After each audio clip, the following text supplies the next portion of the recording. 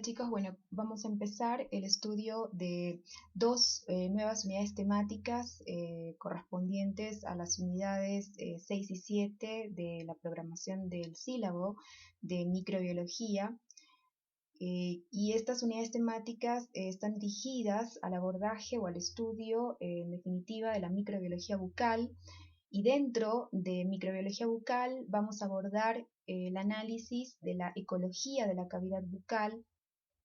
Y dentro de este tema en particular vamos a estudiar, abordar la composición de las comunidades microbianas en condiciones de salud, en condiciones de eubiosis, y poder entender de qué manera los factores ambientales, el estilo de vida, el estatus de enfermedad o condiciones sistémicas, determinados hábitos tóxicos pueden influir en la composición de esas comunidades microbianas, llevándolo al hospedador a un estado de inflamación crónica que a su vez lo vuelve vulnerable a adquirir o a desarrollar determinadas condiciones patológicas vinculadas, todas estas, con una disregulación de las relaciones entre la microbiota bucal y el hospedador humano. Entonces todo eso lo vamos a abordar en el tema ecología de cavidad bucal, para luego adentrarnos a la microbiología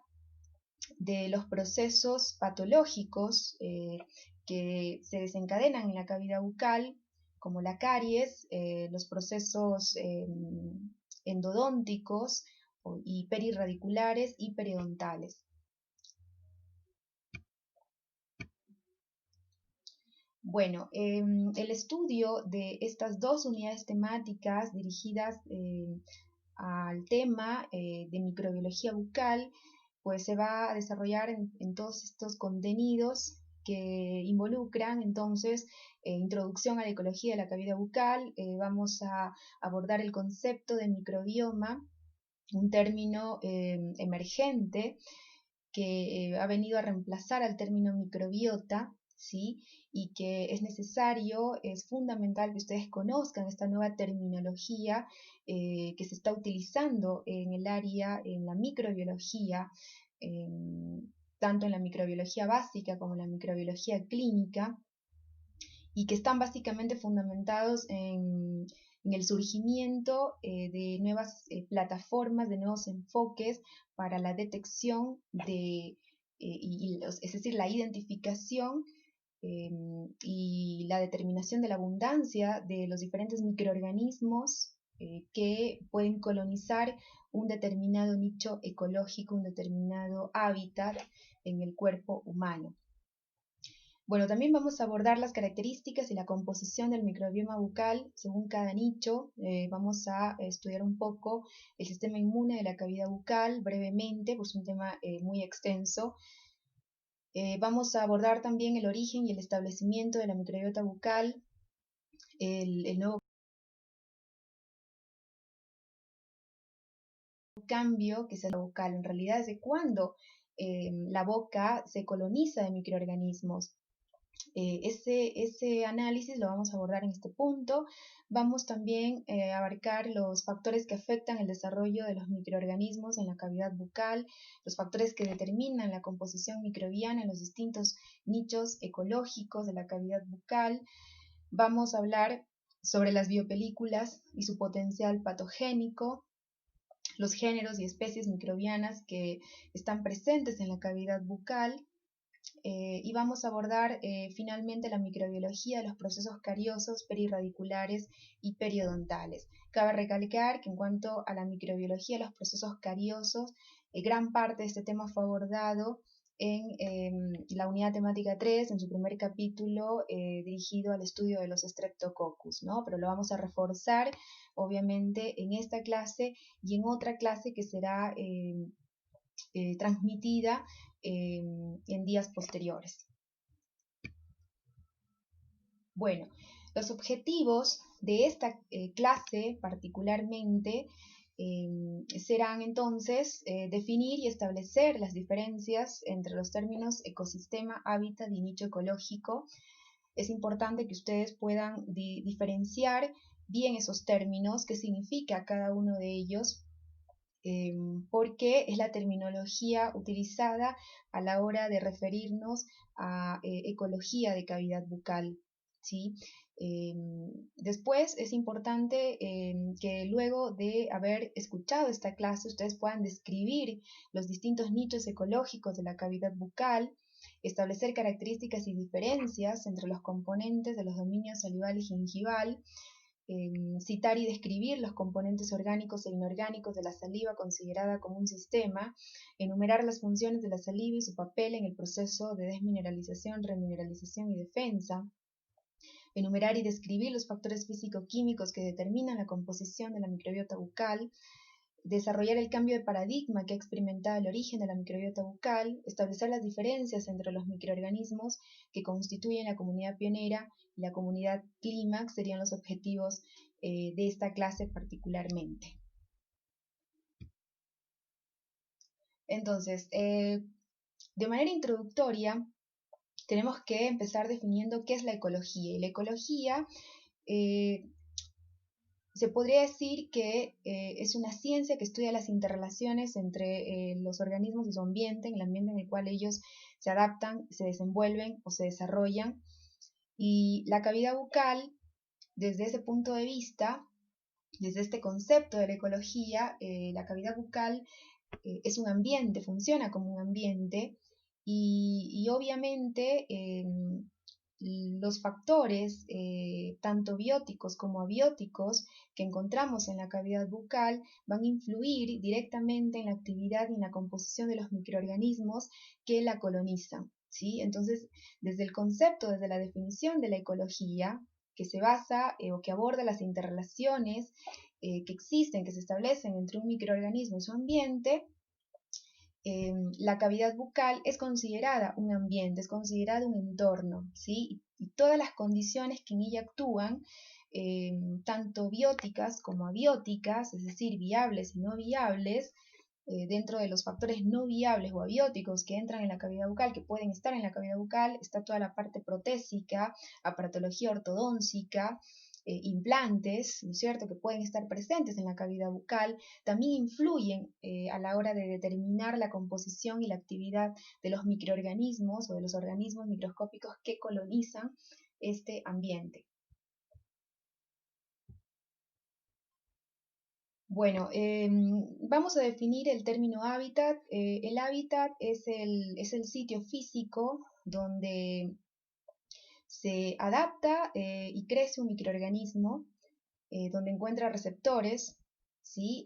Cabe decir que el hábitat pues, puede ser un sitio ocupado transitoriamente por un microorganismo o un sitio ocupado permanentemente por un microorganismo. Eso es importante diferenciarse. Es el sitio físico donde encuentra un receptor, un microorganismo, ¿sí? Donde logra adaptarse y logra desarrollarse. Esa es la definición de hábitat, ¿sí? Y por lo tanto la cavidad bucal es un ambiente y también a la vez es un hábitat, pero es un hábitat muy particular, muy complejo, porque está formado por varios microclimas o microhábitats o subnichos, ya que dentro de la boca encontramos varios sitios que pueden estar colonizados o que realmente se colonizan por variedad de microorganismos. Así que esa parte es importante considerarla, ¿sí? El organismo humano tiene distintos hábitats, ¿sí? Distintos sitios donde pueden adaptarse y crecer los microorganismos, y dentro de esos distintos hábitats que tiene el cuerpo humano, la cavidad bucal en definitiva es un hábitat complejo, ¿sí? Es un hábitat complejo.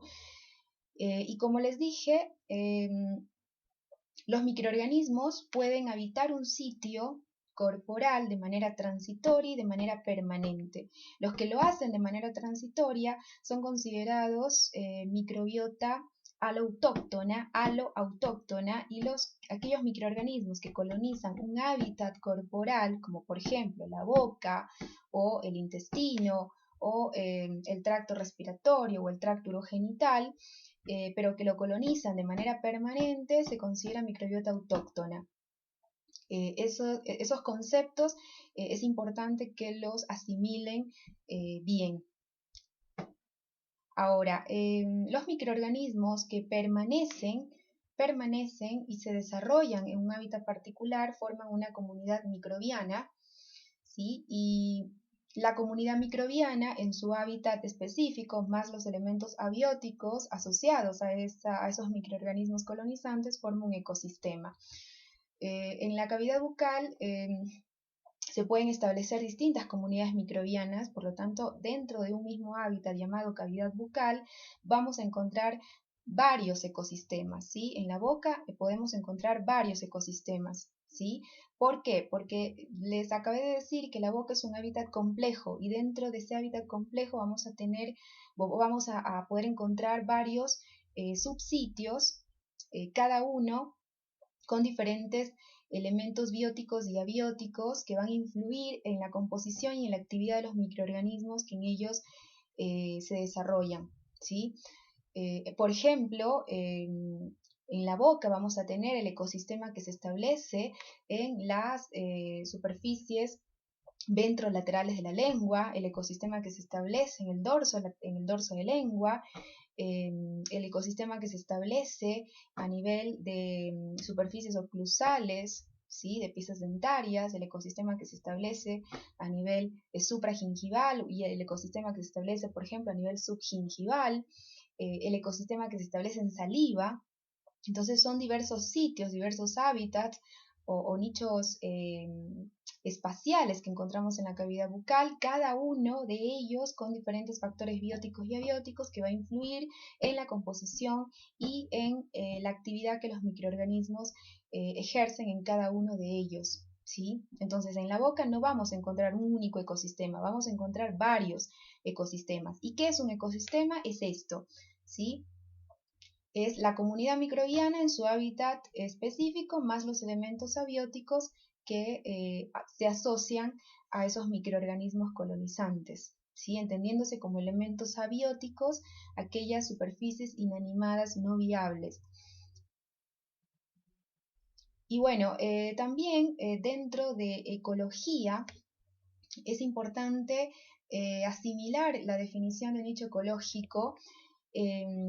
Los ecologistas clasifican el término, subdividen el término nicho en tres tipos o en tres formas: el nicho espacial, el nicho trófico y el nicho ecológico. Hay quienes consideran que el nicho ecológico es el papel, es el rol que ejerce el microorganismo o un organismo particular en un determinado sitio o hábitat, mientras que hay otros ecologistas que le dan una definición mucho más abarcativa al término nicho ecológico, refiriéndose a un término en realidad multiespacial, multidimensional, y que se lo puede definir como el rango de condiciones bajo las cuales un individuo, un organismo o una comunidad se desarrolla y crece en ese hábitat particular. Pero hay literatura que refiere, como por ejemplo Negroni, establece que el nicho ecológico se refiere, es un término que describe el papel, la función, el rol que cada microorganismo ejerce en un sitio particular, en un hábitat particular. Y desde ese punto de vista, pues un mismo hábitat, o sea, un sitio, ¿sí? Puede estar colonizado por distintas especies, las cuales tienen que ser ecológicamente diferentes para poder coexistir o convivir en ese mismo hábitat. Por ejemplo, las bacterias que colonizan el nicho o el sitio llamado surco gingival deben ser ecológicamente diferentes, es decir, deben ejercer roles diferentes. ¿Para qué? Para poder coexistir, ¿sí? Y no inhibirse mutuamente, ¿sí?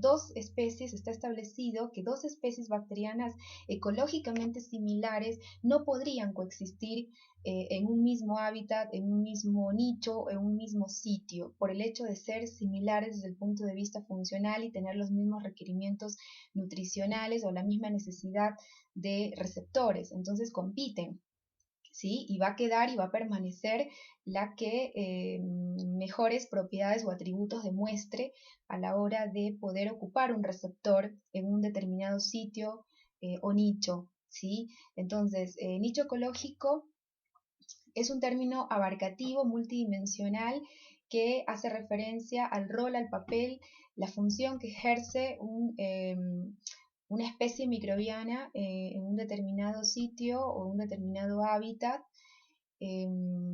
y comprende un rango de condiciones, ¿sí? Un rango de condiciones muy amplias que influyen en el crecimiento, en la permanencia de un individuo, de un organismo, de una comunidad microbiana, ¿sí? Y recuerden que para que pues, más de 2 especies bacterianas puedan colonizar y puedan permanecer en un hábitat, en un sitio particular, sea de la boca o no sea de la boca, necesitan ser ecológicamente diferentes para poder justamente coexistir y no anularse, no inhibirse o no entrar en interacciones competitivas.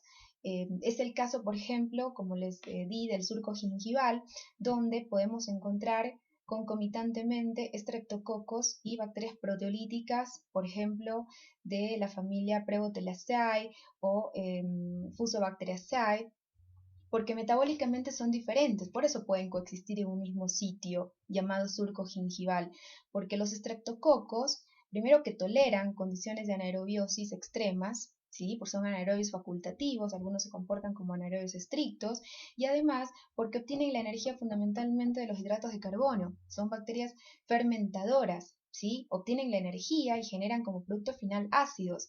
Y después las bacterias proteolíticas, que también ocupan, que pueden colonizar ese nicho, que les encanta ese nicho llamado surco gingival, pueden coexistir, convivir con la familia Streptococcaceae, porque obtienen la energía de otra manera, no usan los hidratos de carbono para obtener energía, por el contrario, son proteolíticos, es decir, que degradan proteínas, ¿sí? Para transformarlas, dejarlas en aminoácidos simples y de esos aminoácidos obtener el nitrógeno, es decir, utilizan esos aminoácidos derivados de la degradación proteolítica para obtener nitrógeno, que es una fuente nutricional para ellas, ¿sí? Entonces ese es un ejemplo clarísimo de la manera en cómo se coloniza un nicho ecológico, ¿no? Un nicho está colonizado por diversas especies microbianas, pero para que esas diversas especies microbianas puedan coexistir necesitan ser ecológicamente diferentes.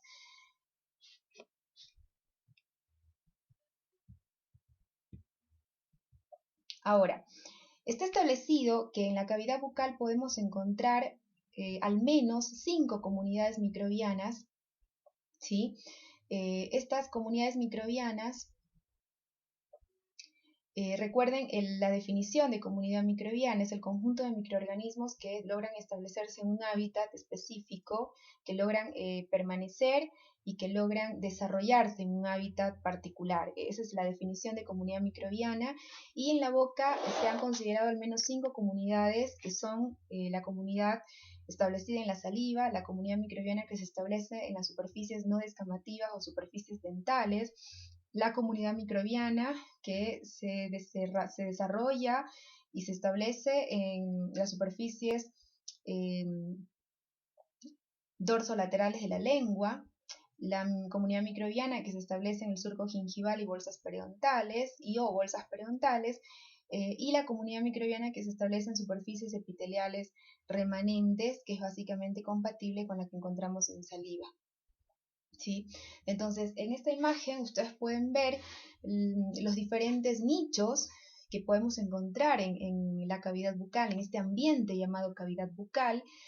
Como les dije, la cavidad bucal es un hábitat muy complejo.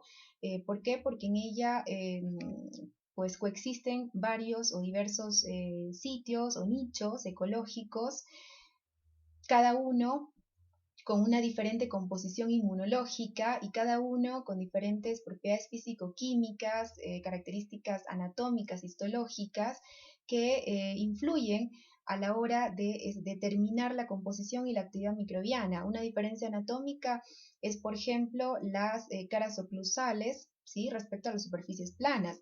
Está descrito que la microbiota que se establece a nivel de las superficies proximales y caras oclusales es más diversa y tiene un riesgo más alto de caries respecto a las superficies planas. ¿sí? Entonces, ese es un ejemplo típico para exhibir la complejidad y la variabilidad, la heterogeneidad de la microbiología bucal. Una diferencia histológica que influye en la composición microbiana, ¿sí? Y en la actividad de los microorganismos, en el riesgo, ¿no?, de desarrollar una enfermedad, es, por ejemplo, la existencia de superficies descamativas y no descamativas en la boca. En la boca tenemos tejidos que se descaman todo el tiempo, ¿sí? Como son las mucosas, la mucosa bucal, ¿no es cierto?, formada por un epitelio escamoso estratificado, no queratinizado a nivel de lo que es mucosa de revestimiento, pero la mucosa queratinizada, las mucosas, digamos, masticatorias son queratinizadas, como ustedes saben, y en definitiva son superficies, tejidos que se descaman, ¿sí? Y esa descamación da lugar a una menor propensión a desarrollar patología, a desarrollar enfermedad, de alguna manera limita el crecimiento microbiano, porque al descamarse, ¿sí?, está eliminando, está alargando las bacterias a la saliva, y luego por la saliva, a través de la deglución, pasan al tracto digestivo inferior, medio inferior, para hacer, por ejemplo, de terminar de ser degradadas esas bacterias o eliminadas con los ácidos del estómago, los ácidos gástricos. Entonces, una diferencia importante. No es lo mismo la microbiota, que puede establecerse, adaptarse a nivel de las superficies no descamativas, como son los tejidos dentarios, el esmalte dental. Entonces, la biopelícula que se establece a nivel de esas superficies, obviamente va a ser una biopelícula más estable, ¿sí?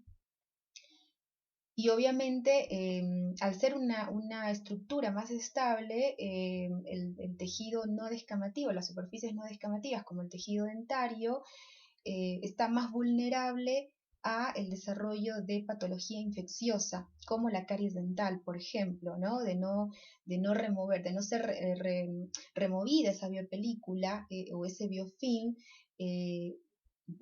Y si le sumamos a ello otros factores relacionados con la susceptibilidad del hospedador y la dieta, pues el resultado final puede ser caries dental, ¿sí? Ya saben que la caries es una enfermedad multifactorial, la vamos a ver más adelante. Es una enfermedad multifactorial relacionada o vinculada a una disbiosis de la microbiota bucal.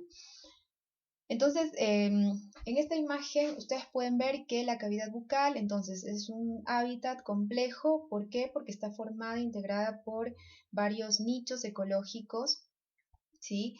Donde la composición de las comunidades microbianas varía de un sitio a otro o de un nicho a otro, ¿no? Entonces tenemos la comunidad microbiana que se establece en la saliva, que va a ser muy similar a la que se establece en las superficies epiteliales descamativas, como aquella que se forma, por ejemplo, sobre la mucosa de Carrillos, ¿sí?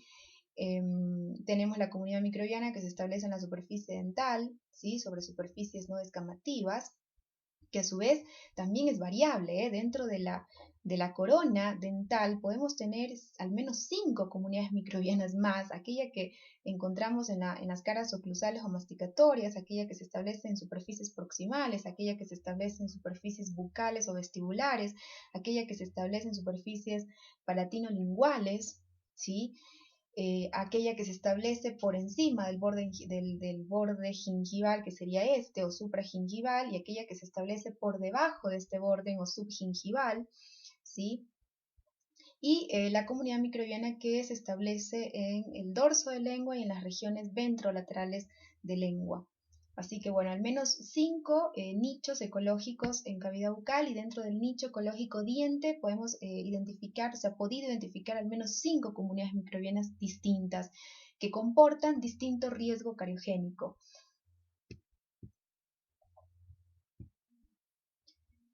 Bueno, para abordar este tema sobre la ecología de la cavidad bucal, vamos a desarrollar brevemente este trabajo muy importante que hace alusión justamente al microbioma oral, este nuevo término que se viene usando ya desde hace más o menos una década o más de una década. Es un término emergente en microbiología y que ha venido prácticamente a reemplazar el término microbiota. y que está originado en los nuevos enfoques, en las nuevas plataformas que hoy se utilizan para la identificación, la detección de especies microbianas, tanto bacterianas, tanto fúngicas, ¿no? Organismos pertenecientes al virome, que en realidad no son organismos, son partículas infecciosas, ¿sí? Porque tienen material genético, pero no son organismos porque ya saben que los virus son agentes intracelulares obligados, ¿sí? Necesitan obligatoriamente del hospedador humano o de una célula hospedadora para que le preste la maquinaria molecular y pueda replicarse y pueda sintetizar sus proteínas, ¿no? Ya vieron que los virus pueden usar como hospedador las células humanas, las bacterias, los parásitos, ¿sí? Entonces son parásitos intracelulares obligados o agentes intracelulares obligados. Bueno, entonces este trabajo de Costalonga y de Herzberg, que fue publicado en 2014, que es una revisión, es un review sobre el microbioma oral, lo que se sabe sobre el microbioma bucal.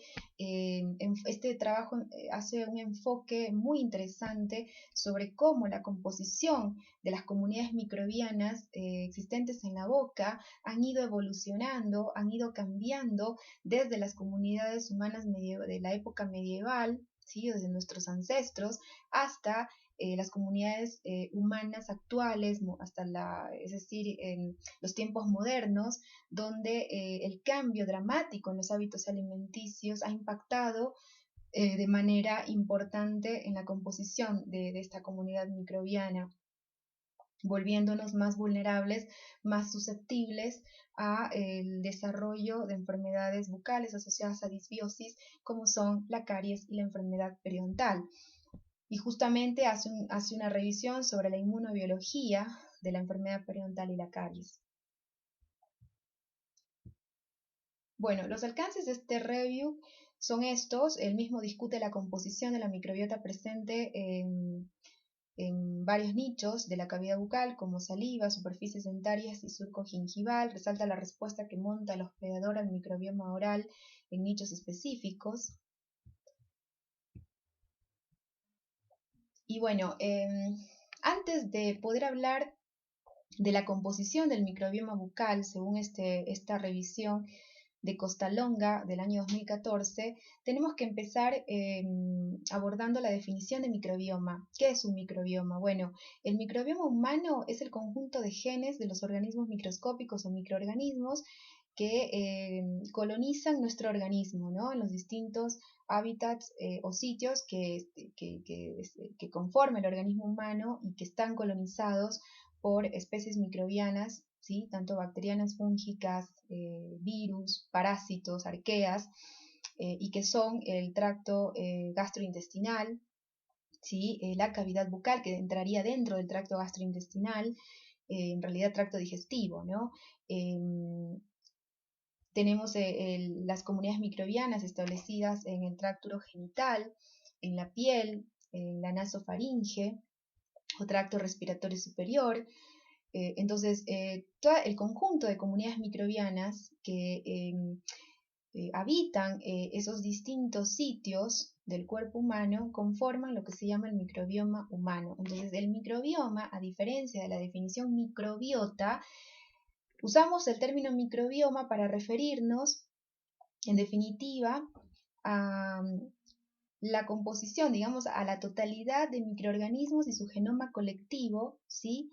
Que están presentes en un determinado sitio, y hablamos de microbioma humano cuando nos referimos a la totalidad de microorganismos y su genoma colectivo, ¿sí? O la totalidad de genes de todos los microorganismos que están colonizando los diferentes sitios o nichos del cuerpo humano, en este caso tracto digestivo, tracto respiratorio superior o nasofaringe, tracto urogenital y piel. ¿Sí? Entonces, si unimos las comunidades microbianas que encontramos en todos esos sitios mencionados, hablamos de microbioma humano. ¿Y cuál es la diferencia entre microbioma y microbiota? Que el término microbiota simplemente hace referencia al conjunto de microorganismos identificados en un determinado nicho, pero no especifica si esos microorganismos son cultivables o son del tipo de los no cultivables. El microbioma humano es un término mucho más amplio porque se basa en la descripción de una comunidad microbiana existente en un determinado hábitat en función de su material genético, ¿sí? En función de su material genético. Entonces es algo mucho más amplio, porque al hablar de microbioma estamos refiriéndonos a especies microbianas tanto cultivables como no cultivables, ¿sí? El término microbiota es un término que ya hoy en día no se utiliza mucho justamente porque no te permite diferenciar, no diferencia si describe una composición microbiana, una comunidad microbiana definida por métodos fenotípicos convencionales basados en cultivo, o si se refiere a la identificación de comunidades microbianas tanto basadas en cultivo como basadas en análisis de su ADN. ¿Sí? Entonces, el término que hoy se está utilizando más es microbioma. Entonces, yo puedo decir el microbioma bucal, el microbioma intestinal, el microbioma gastrointestinal, el microbioma urogenital, el microbioma de piel, ¿sí? O el microbioma supragingival, el microbioma subgingival, el microbioma de dorso de lengua, el microbioma salival, ¿sí? Pero para justamente poder hablar del término microbioma, yo tengo que haber hecho la detección de esos microorganismos presentes por métodos basados en la identificación, el análisis de las secuencias de ADN, de ácido desoxirribonucleico. Entonces, el conjunto de microorganismos, ¿sí? Este conjunto de microorganismos con su genoma colectivo forman una microbiota, que ya, como les mencioné, este término hoy básicamente ha sido reemplazado por el término microbioma, ¿sí? Y el microbioma o la microbiota está integrada principalmente por bacterias, hongos y virus, pero también se han podido identificar parásitos, se han podido identificar arqueas, ¿sí? Las arqueas particularmente son un tipo especial de organismo. ¿Por qué? Porque tiene características de un procarionte, pero también tiene características de un eucarionte, ¿sí? Si sobra tiempo al final, vamos a ver un poquito de la morfología, de la estructura y la fisiología de arqueas y de parásitos. Si nos queda tiempo al final, pero lo más importante es que ustedes puedan ver este tema de la microbiología bucal. Entonces, no olviden que el microbioma humano está principalmente conformado por estas especies, ¿no? Por bacterias, por hongos y por virus, ¿sí? Esos son los colonizantes principales, y de hecho está establecido que los hongos, los virus, las arqueas y los parásitos forman la biosfera rara, que representa tan solo el 1% del microbioma, ¿sí? Lo que significa que el 99% del microbioma humano, ya sea intestinal, ya sea cutáneo, ya sea oral o ya sea urogenital, el 99% de ese microbioma está basado fundamentalmente en bacterias, ¿sí? Así que ese dato es muy importante, ¿sí? Si bien en el microbioma vamos a encontrar hongos, podemos encontrar virus alojados dentro de las células, como por ejemplo el virus papilomavirus, el papiloma humano, ¿sí? Los herpes virus, como Epstein-Barr, por ejemplo, citomegalovirus, virus herpes simple, que como ya vieron, son virus que hacen latencia o en los nervios o en las células linfoides, en el tejido glandular salival. Entonces forman parte de este microbioma, pero en menor proporción. De hecho, como les dije, esos organismos, los hongos, los virus, los parásitos y las arqueas, representan la llamada biosfera rara, ¿sí? Y de esa biosfera rara, los más predominantes son los hongos. Se podría decir que es el segundo tipo de organismo más identificado en un microbioma humano. El más importante, el más abundante es el bacterioma, ¿sí? Es decir, la totalidad de bacterias que pueden aislarse y que pueden identificarse en un determinado sitio o nicho o hábitat.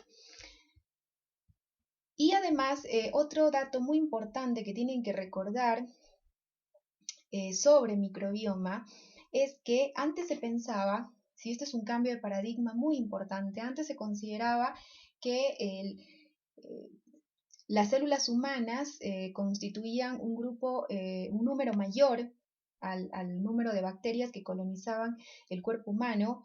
Después se llegó a establecer que la relación era 50-50 y hoy se sabe que la relación carga bacteriana versus carga células humanas, ¿sí? Es más digamos, no llega a ser 50-50, sino que es más a favor de las bacterias, del bacterioma. Se ha establecido que el número total de bacterias que colonizan el cuerpo humano en los distintos nichos ecológicos asciende a 10 a la 14, es decir, aproximadamente estamos hablando de 100.000 billones de bacterias, ¿sí? Y se ha podido estimar que el número total de células eucariontes, de células que conforman nuestros tejidos, ¿sí? Llega a ser 10 órdenes de magnitud menos del total de bacterias que se ha podido estimar en el cuerpo humano. ¿Sí? Entonces se habla de un total de bacterias de 10 a la 14 frente a un total de células humanas de 10 a la 13. Somos holobiontes porque somos entonces una mezcla de microorganismos, principalmente bacterias y células eucariontes. Entonces somos holobiontes, ¿sí? Podemos decir que prácticamente somos mitad o inclusive estamos básicamente más dominados por bacterias que por células propias, ¿sí? Este dato es muy importante. Si la carga bacteriana es tan alta como la que se ha estimado de ser aproximadamente 100.000 billones de bacterias que están colonizando nuestro cuerpo, es imposible pensar que no tienen un rol importante en la enfermedad, ¿sí? De hecho, estudios recientes publicados en los últimos 5 años han puesto de manifiesto la importancia que tiene el bacterioma, fundamentalmente el bacterioma, y hoy también se habla del micobioma, es decir, el componente fúngico del cuerpo humano, la importancia que tiene en definitiva el bacterioma, el micobioma o el microbioma, si quieren llamarlo a nivel global, en el desarrollo, en el riesgo de padecer algunas enfermedades como los trastornos neurodegenerativos, la propensión a trastornos metabólicos, el riesgo cardiovascular y en los últimos 5 años ha aparecido literatura sobre el riesgo de desarrollar carcinoma oral de células escamosas en presencia de un determinado perfil bacteriano presente en la cavidad bucal que coincide con un perfil bacteriano predominantemente proinflamatorio. Se habla del llamado bacterioma inflamatorio, en el cual las bacterias proteolíticas, que coincidentalmente son abundantes o que aumentan en la enfermedad periodontal, están o estarían relacionadas con este mayor riesgo de desarrollar carcinoma oral de células escamosas o cáncer oral.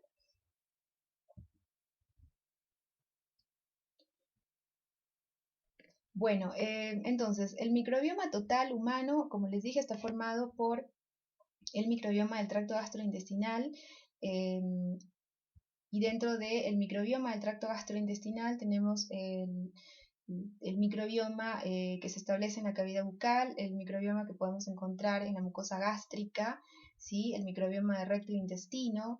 De estos, el más abundante y el más diverso es el microbioma intestinal, recto intestino, ¿sí? Corresponde a la microbiota más diversa y más numerosa, con más de 1000 filotipos que se han descrito hasta el momento, y estos filotipos que se han detectado, o estos taxones que se han detectado en intestino y recto, básicamente pertenecen a estas 3 familias, Firmicutes, Bacteroidetes y Actinobacterias, que coincidentalmente también son las familias más predominantes en la cavidad bucal. Recuérdenlo,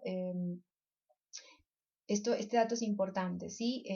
El microbioma del tracto digestivo, ¿sí? Abarca toda toda la comunidad microbiana, tanto de bacterias, de hongos, de virus, parásitos, arqueas que podemos encontrar en la boca, en el estómago, en el recto y en el intestino.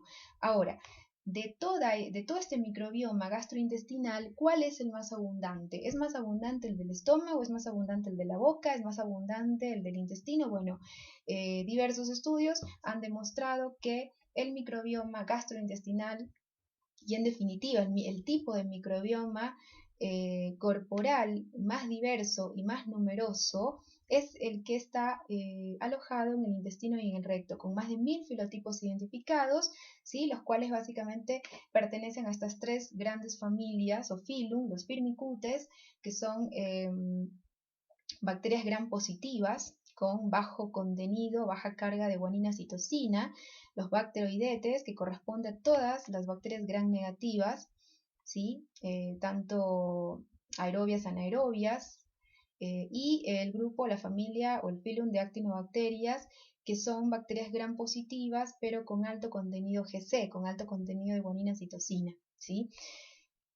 Y coincidentalmente estas familias también las encontramos en cavidad bucal, pero si comparamos el microbioma bucal con el microbioma intestinal, se sabe que el microbioma bucal es el segundo más abundante y el segundo más diverso respecto al intestinal. El intestinal es el más importante. ¿Por qué? Porque es el más abundante y porque es el más diverso, ¿sí?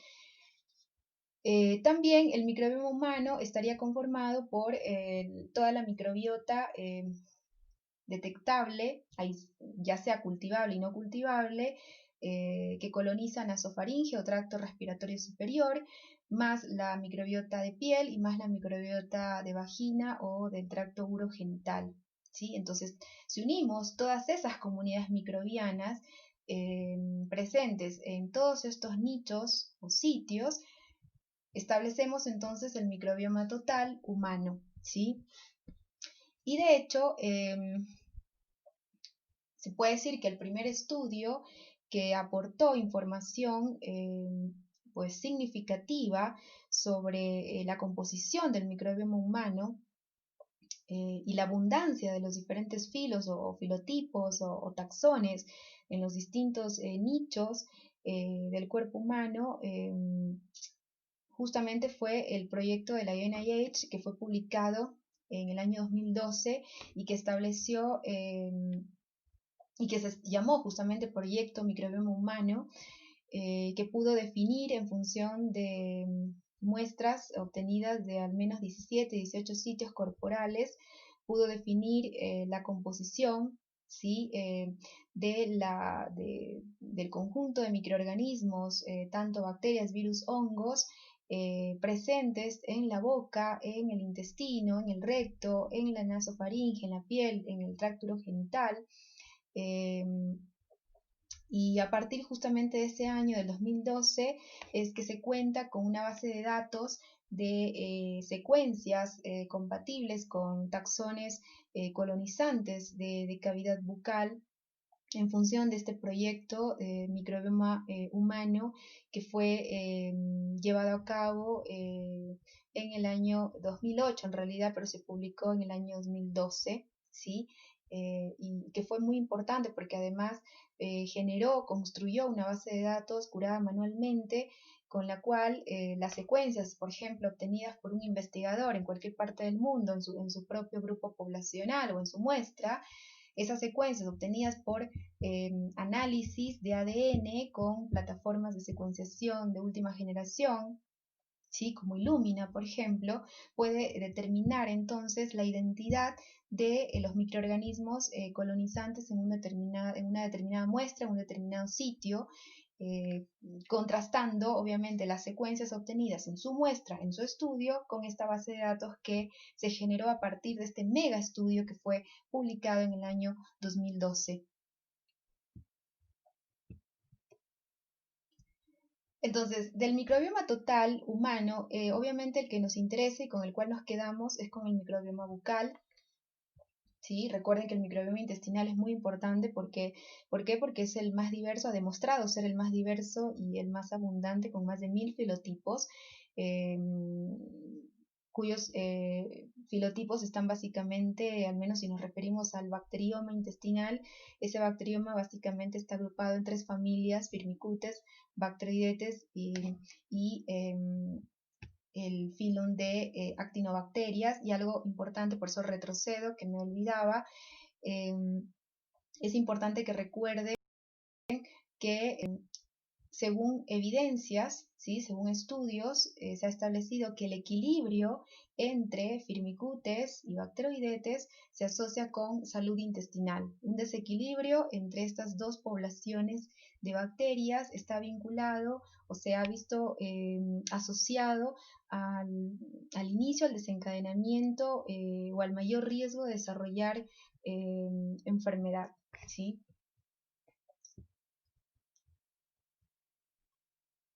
Bueno, el microbioma bucal, como ya les dije, viene en este caso a ser el conjunto de genes de los diferentes microorganismos o organismos microscópicos que encontramos o que colonizan la cavidad bucal en los diferentes sitios, ¿no? o subsitios. El microbioma bucal no es homogéneo, ¿sí? Va a diferir de manera dramática de un sitio intraoral a otro, y eso obviamente refleja una diversidad en cuanto a los factores bióticos y abióticos que están actuando en cada sitio, y refleja también una variabilidad en cuanto a la composición inmunológica, ¿no? O a las características inmunológicas que están actuando en cada sitio, ¿sí? Que determinan justamente esa variabilidad en la composición del microbioma de un sitio a otro. Como les había contado, el microbioma, por ejemplo, de las superficies masticatorias u oclusales de los dientes varía significativamente de la microbiota que se encuentra colonizando las superficies vestibulares de los dientes, aún dentro de un mismo nicho que es la superficie dental, ¿sí? Entonces, es un ejemplo para que puedan darse cuenta de la complejidad del microbioma bucal, y la diversidad de factores que están influyendo en la composición, en el perfil de este microbioma y en la actividad de estos integrantes, de estos organismos integrantes del microbioma bucal.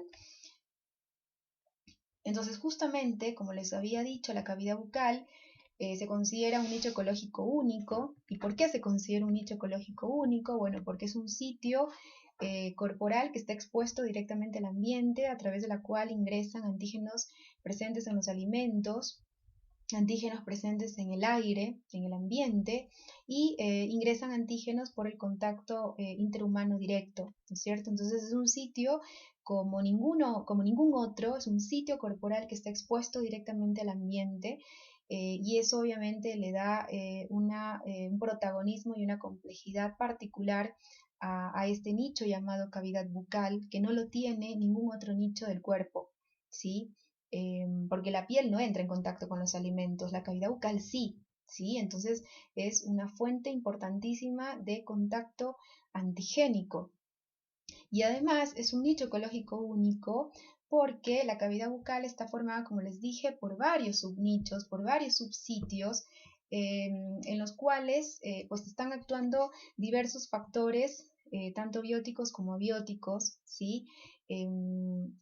Y cada nicho que encontramos en la cavidad bucal exhibe propiedades físico-químicas variables, propiedades biológicas o inmunobiológicas variables, propiedades probablemente anatómicas e histológicas también variables, y todos esos factores mencionados, biológicos o inmunobiológicos, histológicos, anatómicos, físico-químicos, están influenciando la composición y la actividad de las comunidades microbianas que en esos diversos sitios se asientan.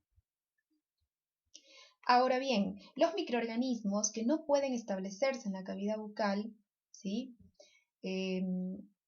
Estos van a transitar hacia el tracto gastrointestinal inferior o más bajo, donde pueden encontrar receptores y establecerse, o bien pueden ser degradados y eliminados a través de la materia fecal, ¿sí? Pueden ser degradados de hecho en el estómago por la acción de los ácidos gástricos, o pueden ser degradados en el tracto intestinal más bajo por otros organismos competidores, inhibidores que están en el intestino, y finalmente ser eliminados, qué sé yo, en la materia fecal, ¿sí?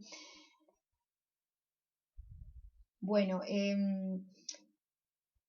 está establecido que el inicio de las enfermedades infecciosas orales, como caries y enfermedad periodontal, se ha asociado o está asociado o ha mostrado asociación con un incremento en la diversidad y en el enriquecimiento de la microbiota. Este, digamos, este concepto que hoy se maneja difiere de lo que, de lo que se conoce o de lo que ha arrojado las evidencias sobre estudios basados en microbioma intestinal. Pues, digamos, estudios basados en microbioma intestinal plantean que, por el contrario, con una microbiota intestinal menos diversa y menos enriquecida, el organismo humano está más propenso o en más riesgo de desarrollar enfermedad, y es algo que no se ha podido establecer de igual manera en la cavidad bucal. Es decir, la forma en cómo la forma en cómo las comunidades microbianas que colonizan la cavidad bucal se asocian al desarrollo de enfermedad es diferente de lo que se establece a nivel intestinal, ¿sí? Es decir, estudios realizados sobre microbioma intestinal plantean que los sujetos o los individuos que exhiben un microbioma intestinal menos diverso, ¿sí? Sobre todo menos diverso, son más propensos a la enfermedad, ¿sí? Mientras que en el caso de la microbiota bucal o microbioma bucal, por el contrario, el inicio de las enfermedades, sobre todo estas dos importantes enfermedades infecciosas orales, conocidas como, que son altamente prevalentes en el mundo entero, caries y enfermedad periodontal, son enfermedades que estarían precedidas por un incremento en la diversidad y en el enriquecimiento de la microbiota. Y esto se ha visto fundamentalmente con enfermedad periodontal. No tanto con caries, donde los resultados son un tanto contradictorios. Pues hay un trabajo de Richards y colaboradores del año 2017 que se los comenté en la clase de Streptococcus, donde comparando el microbioma supragingival o de la biopelícula dental supragingival de niños, de infantes con distintos grados de caries respecto a niños sin caries dental, es decir, niños sanos, encontraron una menor diversidad, una menor biodiversidad de especies microbianas, de especies bacterianas en los niños con caries, ¿sí? Y de hecho, a medida que avanzaba la lesión de caries, o a medida que progresaba la enfermedad, ¿sí? A medida que progresaba la lesión de caries, esa progresión iba de la mano de una menor biodiversidad microbiana. Pero ese fenómeno, por ejemplo, no se ha podido observar a nivel intestinal, donde pasaría todo lo contrario, es decir, a mayor diversidad, digamos, a mayor biodiversidad intestinal, menor propensión a la enfermedad. En la boca pasaría lo contrario, al menos para enfermedad periodontal, y también para estudios recientes publicados en enero de este año, han encontrado que los pacientes, por ejemplo, que tienen carcinoma oral de células escamosas, mostraron, en un estudio comparativo, ¿sí? Mostraron una comunidad microbiana a nivel de las biopsias de los sitios con carcinoma, mostraron un microbioma o una microbiota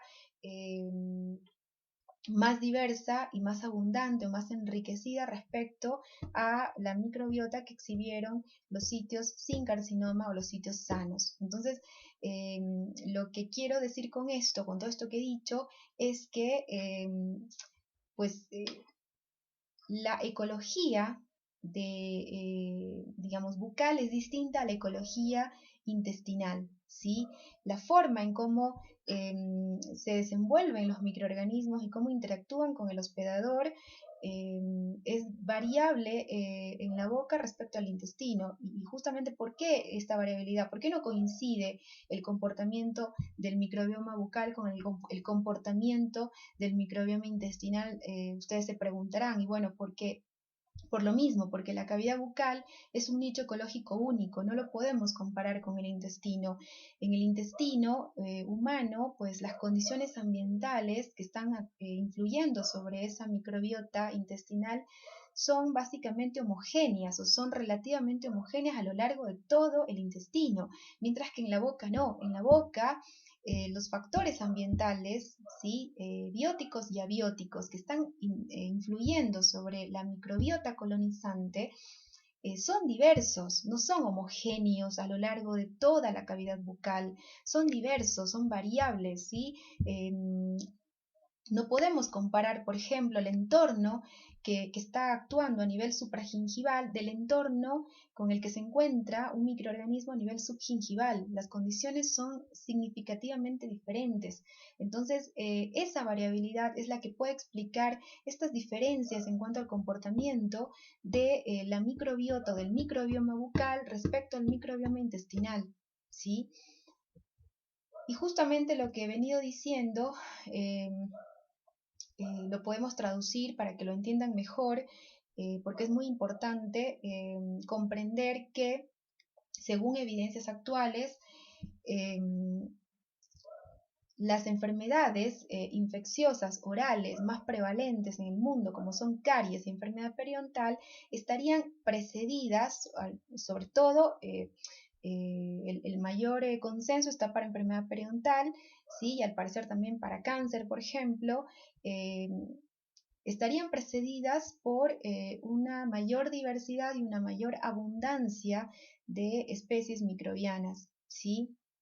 Aunque esto no se ha podido demostrar del todo en caries dental, pero sí en enfermedad periodontal son muchos los trabajos, muchos los estudios que demuestran que en salud periodontal o la salud periodontal correlaciona con un equilibrio, ¿sí? Y con una menor abundancia y una menor diversidad de especies microbianas, ¿sí?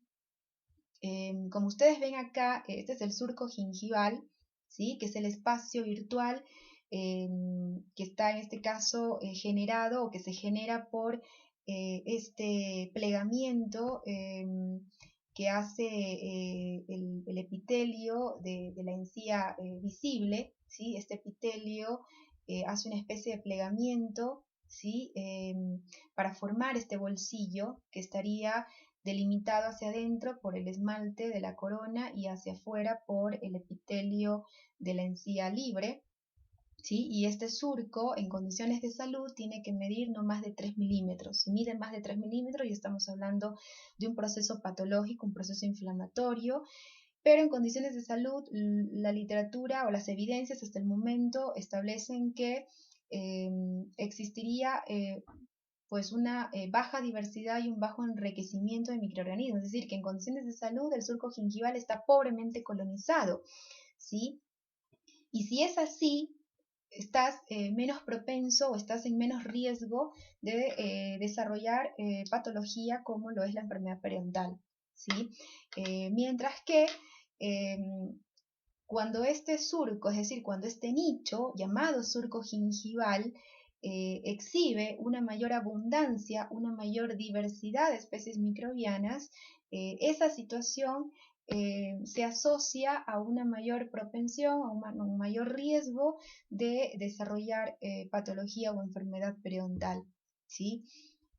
Así que en condiciones de salud el surco es un nicho, es un sitio pobremente colonizado, ¿sí? Mientras que en condiciones patológicas, en condiciones inflamatorias, el surco gingival se convierte en un nicho altamente colonizado, ¿sí? Con una mayor diversidad de especies microbianas y con una mayor abundancia de especies microbianas concentradas fundamentalmente en una mayor concentración de patobiontes, ¿sí? que a su vez estaría condicionado por el sobrecrecimiento, la sobrecolonización de keystone pathogens, que está representado por la esfera roja. La esfera roja representa a los keystone pathogens, que son patógenos claves en el proceso periodontopatogénico, como por ejemplo Porphyromonas gingivalis. Se sabe que es un patógeno periodontal clave, ¿sí? Es clave en este proceso. Prácticamente no hay paciente con periodontitis que no tenga o del que no se pueda aislar Porphyromonas gingivalis de sus nichos subgingivales. Entonces, la teoría propuesta es la siguiente. Ante un background genético de susceptibilidad, es decir, un individuo con susceptibilidad genética a desarrollar enfermedad periodontal, experimentaría a nivel de sus surcos gingivales una sobrecolonización de un quistopathogens como lo es Porphyromonas gingivalis. ¿Qué hace Porphyromonas gingivalis? Se encarga de dos cosas. Primero, promover una situación de disbiosis con un predominio, con un aumento en la abundancia y en la diversidad de especies llamadas patobiontes, que está representado por la esfera verde, y una reducción de las especies microbianas consideradas comensales, consideradas beneficiosas y que conviven en simbiosis con el hospedador humano y que tienen efectos benéficos para la salud, que está representado por la esfera celeste. Entonces, ¿qué hace el keystone pathogen? Por ejemplo, Porphyromonas gingivalis, genera un desbalance en esta proporción. ¿Sí? En condiciones de salud, ¿qué es lo que tiene que abundar? Tiene que abundar, tiene que ser prioritario la abundancia de simbiontes sobre la abundancia de patobiontes, ¿sí? Para considerar salud tengo que tener en mis distintos nichos ecológicos, no solamente el nicho subgingival, tiene que haber un predominio de simbiontes sobre patobiontes.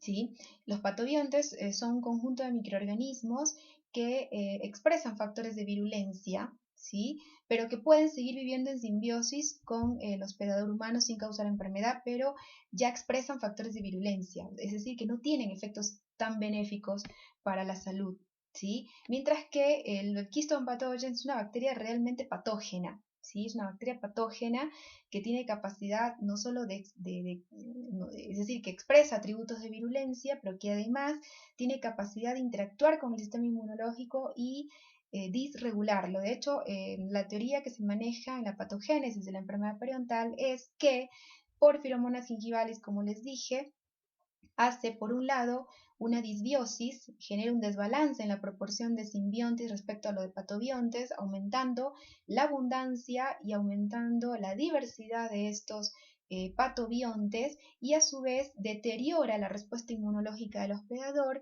llevándolo a activar vías predominantemente inflamatorias, ¿sí? Con activación de metaloproteasas, de proteasas, de colagenasa, bueno, en definitiva, un arsenal de enzimas proteolíticas que lo que harán es degradar justamente el tejido colágeno, ¿sí? Y promover esta resorción ósea. Entonces, frente a esta actividad proteolítica, ¿qué es lo que hacen los tejidos periodontales? Tratan de escapar y eso da lugar a que el epitelio de unión pues retroceda, ¿sí? Retrocede, está por acá, retrocede y se ubica por acá apicalmente, entonces se forma un bolsillo mucho más grande, ¿sí? En condiciones normales la profundidad, como les dije, no debe sobrepasar los 3 milímetros, ¿sí? Pero si el epitelio de unión llega a ubicarse por acá, ya no voy a tener un bolsillito, ya no voy a tener un pequeño espacio virtual, voy a tener un espacio virtual enorme, voy a tener una bolsa, ¿sí? Como esto, ¿sí? De ser esto, se pasó a esto.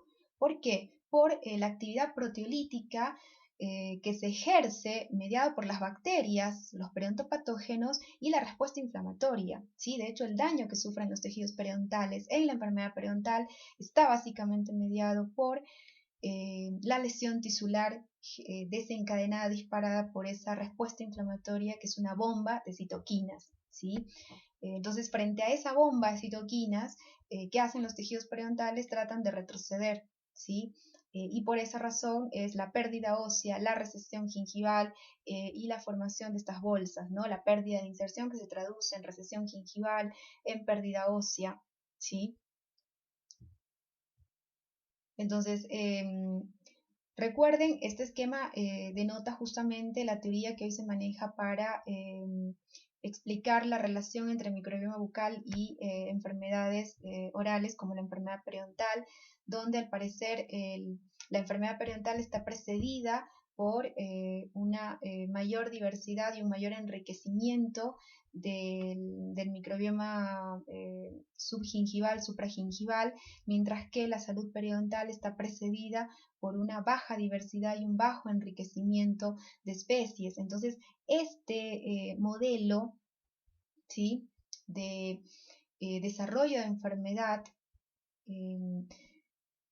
pues es diferente, es contrario al que se aplica en microbioma intestinal, ¿sí? La relación microbioma bucal-enfermedad es diferente, exhibe un comportamiento diferente a la relación microbioma intestinal-enfermedad, ¿sí? En el intestino se requeriría, según las evidencias hasta el momento, se requiere una reducción en la biodiversidad, ¿sí?, y en la abundancia de especies microbianas para marcar o para poder estimar el riesgo de enfermedad, ¿sí? Lo que no pasa a nivel de cavidad bucal.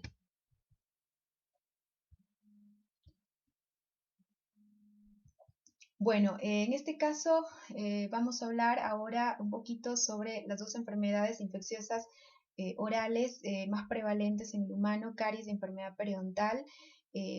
Caries es la única infección de los tejidos duros en este caso de la cavidad bucal, tradicionalmente asociada a Streptococcus mutans, tradicionalmente vinculada a esta bacteria, pero hoy se sabe que su etepatogenia es multifactorial y que es una enfermedad básicamente asociada a disbiosis, como lo es también la enfermedad periodontal, es decir, que Streptococcus mutans no es la única bacteria involucrada en el proceso cariogénico, ¿sí? Es una bacteria, si bien necesaria para el proceso cariogénico, pero no es suficiente. Es lo mismo que pasa con la enfermedad periodontal. En este caso, la enfermedad periodontal es una infección que ataca los tejidos duros y blandos asociados en este caso al diente y del diente, porque dentro de los tejidos duros del diente entra el cemento radicular.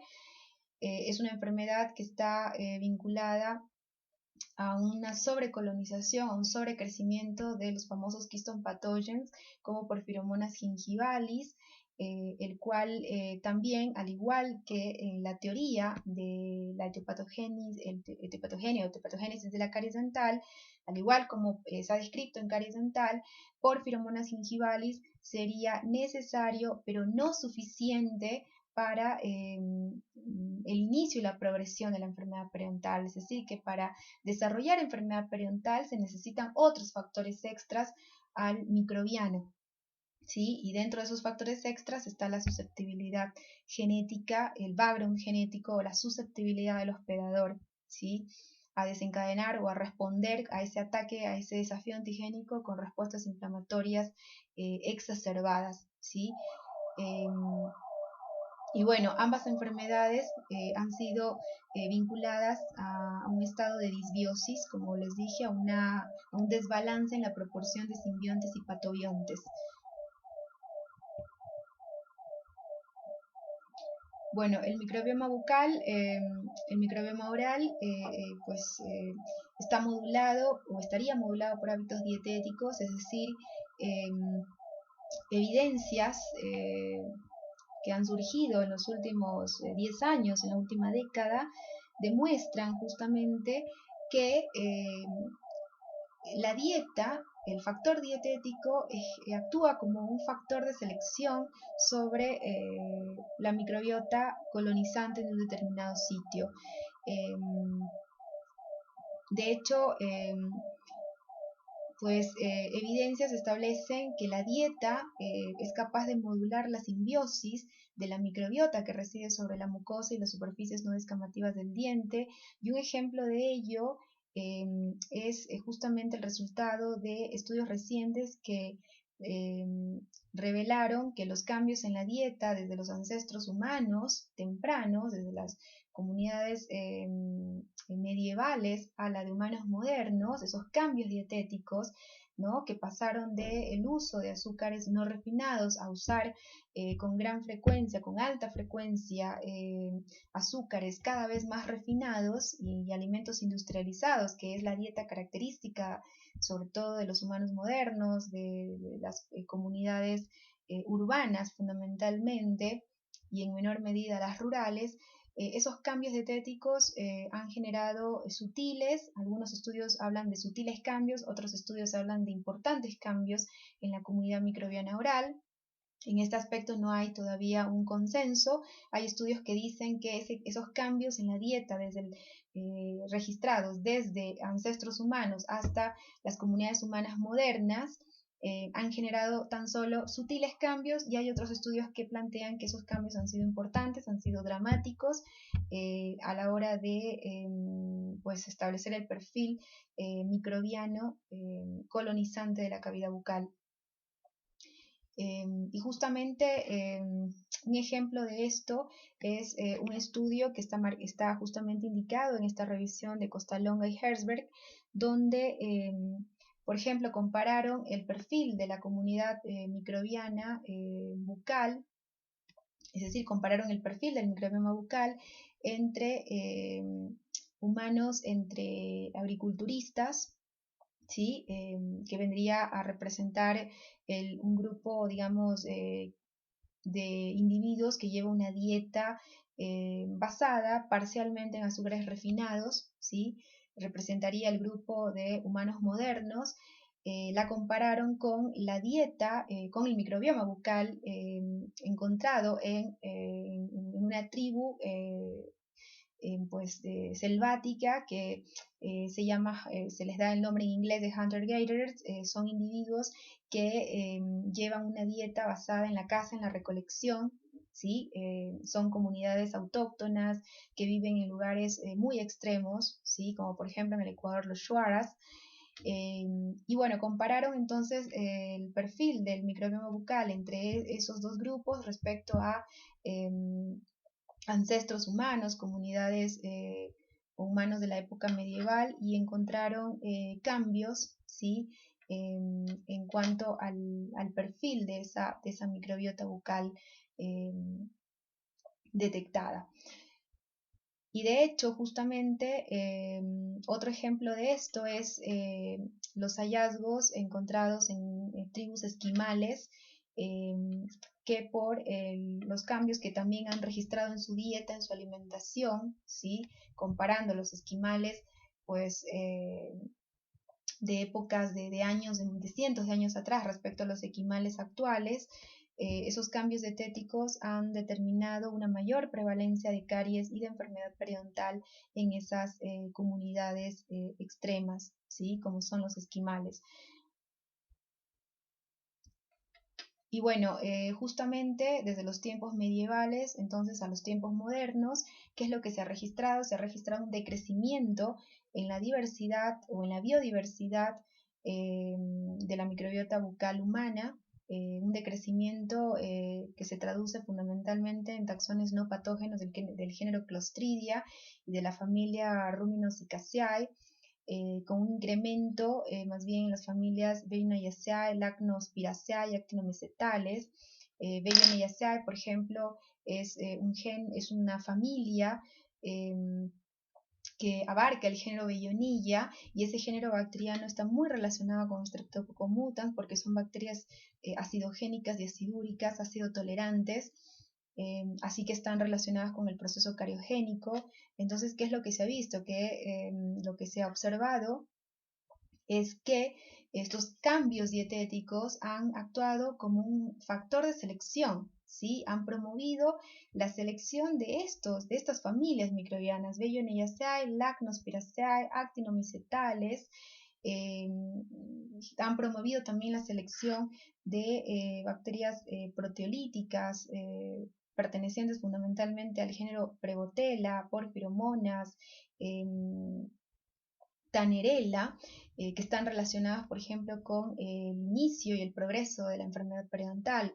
Entonces, lo que les tiene que quedar es que, de esta diapositiva, es que la dieta, los hábitos dietéticos juegan un papel fundamental en la composición de la microbiota o del microbioma de un determinado nicho, como lo es el microbioma bucal, ¿sí? Así lo revelan estudios que han comparado el perfil, la composición del microbioma bucal entre individuos que viven de la agricultura, por ejemplo, de comunidades recientes, ¿sí? Que han comparado también el perfil del microbioma bucal de individuos de las zonas urbanas versus los hunter-gatherers, es decir, de individuos que pues viven de la caza, de la recolección, de la pesca, que no están expuestos a estos alimentos refinados, ¿sí? Estos azúcares refinados, alimentos industrializados.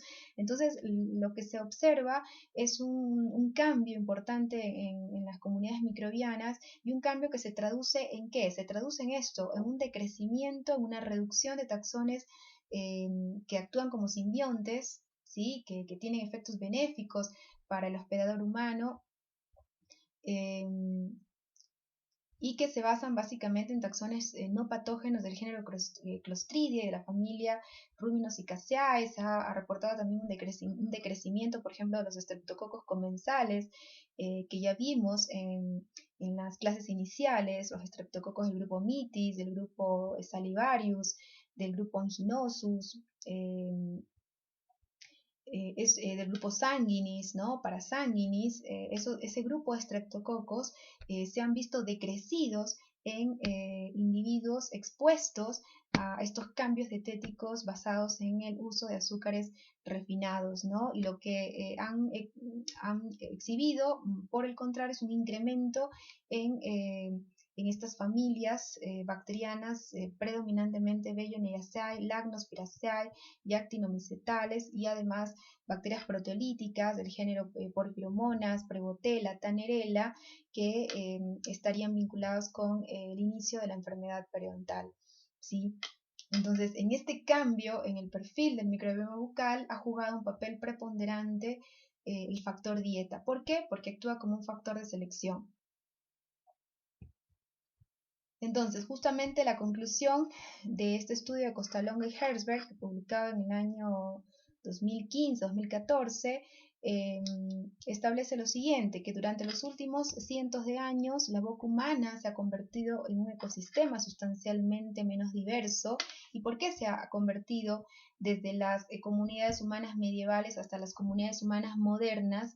¿Por qué el microbioma bucal se ha convertido en un ecosistema sustancialmente menos diverso o menos biodiverso? Bueno, fundamentalmente por el factor dietético, ¿sí? Por esos cambios dramáticos en el factor dieta, ¿sí? Es decir, el pasar de consumir alimentos no refinados, azúcares no refinados, a consumir, a tener una dieta alta en el uso de azúcares refinados y alimentos industrializados con conservantes, que en definitiva han demostrado, así lo dicen las investigaciones, han demostrado generar una reducción importante en los taxones no patógenos, en los taxones que actúan como comensales, como simbiontes, y que tienen efectos benéficos, y han promovido, por el contrario, un sobrecrecimiento de familias bacterianas o de géneros bacterianos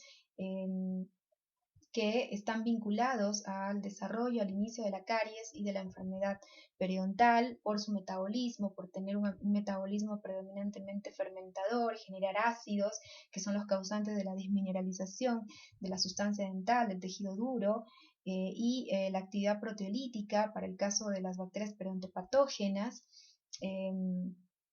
que juegan pues un rol clave en la patogénesis de la enfermedad periodontal, siendo necesarias pero no suficientes. ¿Por qué? Porque, como ya lo verán más hondamente en periodoncia, van a ver que para desarrollar enfermedad periodontal necesito varias cosas, entre ellas el factor microbiano, el cual es necesario pero no es suficiente, necesito más cosas, ¿sí?